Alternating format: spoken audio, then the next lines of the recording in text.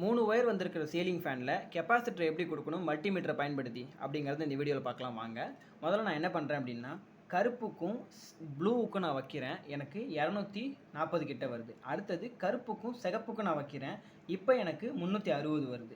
அடுத்தது ப்ளூவுக்கும் சிகப்புக்கும் வைக்கிறேன். இப்போ எனக்கு 600 வருது. ஸோ இருக்கிறதுலே அதிகமான வேல்யூ எதுக்கு வருதுன்னா இந்த 2 ஒயருக்கு தான் வருது. அப்போது இதுதான் ஸ்டார்டிங் ரன்னிங், இது காமன்.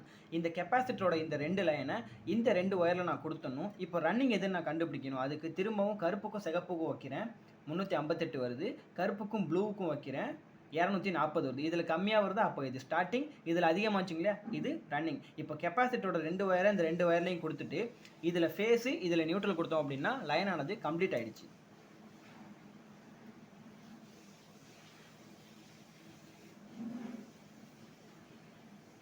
இவ்வளோதாங்க. இதில் ஃபேஸு இதில் நியூட்ரல், இல்லை மாற்றி கூட கொடுக்கலாம். ஏசி கரண்ட் தான், அதனால்